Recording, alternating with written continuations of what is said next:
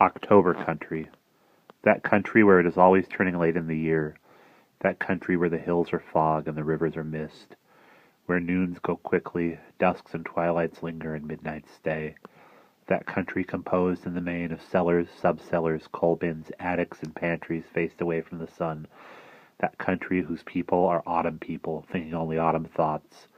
Whose people passing at night on the empty walks sound like rain. Touched with fire. They stood in the blazing sunlight for a long while, looking at the bright faces of their old-fashioned railroad watches, while the shadows tilted beneath them, swaying, and the perspiration ran out under their porous summer hats. When they uncovered their heads to mop their lined and pinkened brows, their hair was white and soaked through, like something that had been out of the light for years. One of the men commented that his shoes felt like 2 loaves of baked bread, and then, sighing warmly, added, "Are you positive this is the right tenement?" The second old man, Fox by name, nodded as if any quick motion might make him catch fire by friction alone. "I saw this woman every day for 3 years. She'll show up if she's still alive, that is. Wait till you see her, Shaw. Lord, what a case." "Such an odd business," said Shaw. "If people knew, they'd think us peeping toms, doddering old fools. Lord, I feel self-conscious standing here." Fox leaned on his cane. "Let me do all the talking, if... Hold on, there she is." He lowered his voice. "Take a slow look as she comes out." The tenement front door slammed viciously.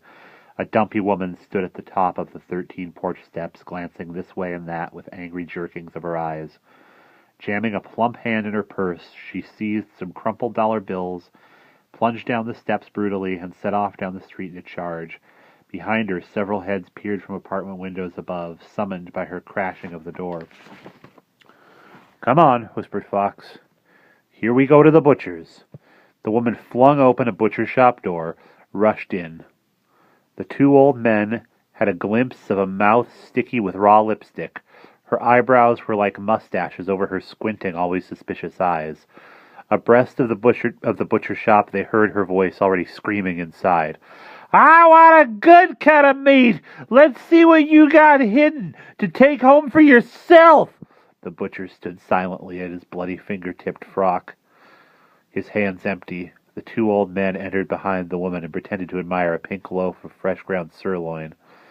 "Them lamb chops look sickly!" cried the woman. "What's the price on brains?" The butcher told her in a low, dry voice. "Well, weigh me a pound of liver," said the woman. "Keep your thumbs off!" The butcher weighed it out slowly. "Hurry up!" snapped the woman. The butcher now stood with his hands out of sight below the counter.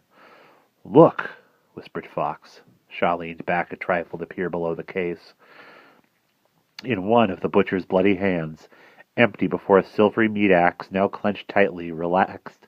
The butcher's eyes were blue and dangerously serene above the white porcelain counter, while the woman yelled into those eyes and that pink, self-contained face. "Now do you believe?" whispered Fox. "She really needs our help." They stared at the raw, red cube steaks for a long time, noticing all the little dents and marks where it had been hit 10 dozen times by a steel mallet. The brain continued at the grocer's and the dime store, with the 2 old men following at a respectable distance. "Mrs. Deathwish," said Mr. Fox quietly. "It's like watching a 2-year-old run out on a battlefield. Any moment, you say, she'll hit a mine, bang. Get the temperature just right. Too much humidity, everyone itching, sweating, irritable. Along will come this fine lady, whining, shrieking, and so goodbye. Well, Shaw, do we start business?" "You mean just walk up to her?" Shaw was stunned by his own suggestion. "Oh, but we're not really going to do this, are we? I thought it was sort of a hobby. People, habits, customs, etc. It's been fun, but actually mixing in? We've better things to do." "Have we?" Fox nodded down the street to where the woman ran out, in front of cars, making them stop with a great squeal of brakes, horn blowing and cursing. "Are we Christians? Do we let her feed herself subconsciously to the lions? Or do we convert her?" "Convert her?"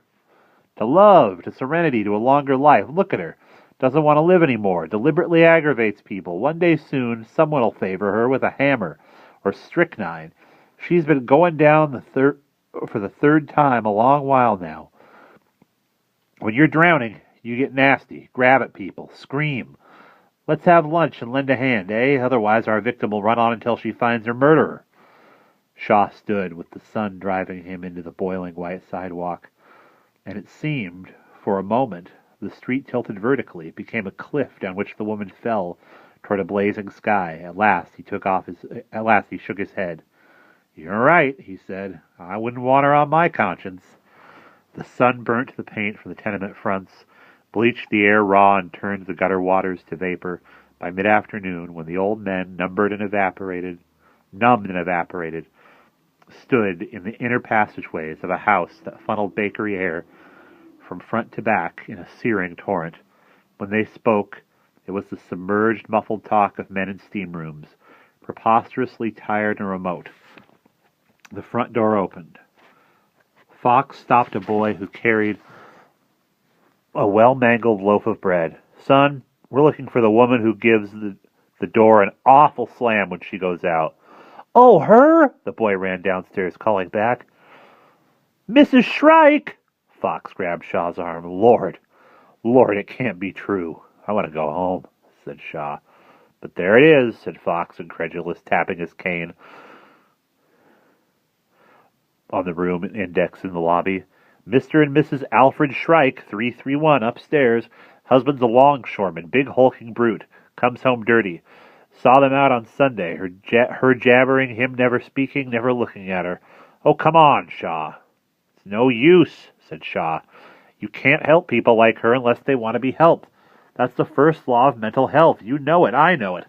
If you get in her way, she'll trample you. Don't be a fool." "But who's to speak for her? And people like her? Her husband, her friends, the grocer, the butcher? They'd sing at her wake. Will they tell her she needs a psychiatrist? Does she know it? No. Who knows it? We do.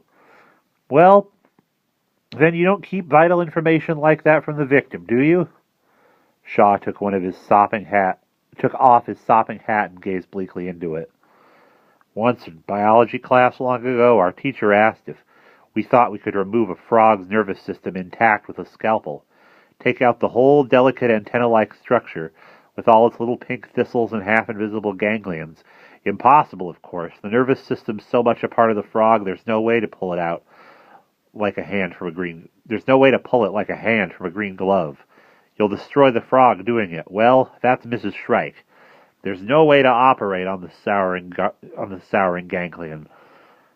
Bile is in the veritas humor of her mind, little elephant eyes.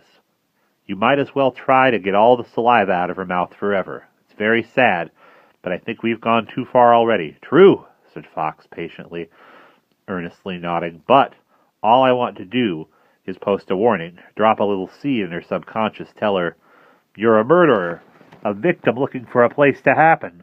One tiny seed is I want to plant in her head, and hope it'll sprout and flower. A very faint, very poor hope that because it's too late, she'll gather her courage and go see a psychiatrist. It's too hot to talk. All the more reason to act. More murders are committed at 92 degrees Fahrenheit than at any other temperature. Over 100. It's too hot to move. Under 90, cool enough to survive. But right at 92 degrees lies the apex of irritability. Everything is itches and hair and sweat and cooked pork. The brain becomes a rat rushing around a red-hot maze.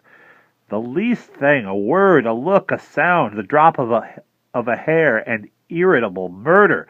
Irritable murder! There's a pretty and terrifying phrase for you. Look at that hall thermometer. 89 degrees, crawling up toward 90, itching up toward 91, sweating toward 92 an hour. 2 hours from now, here's the first flight of stairs. We can rest on each landing. Up we go!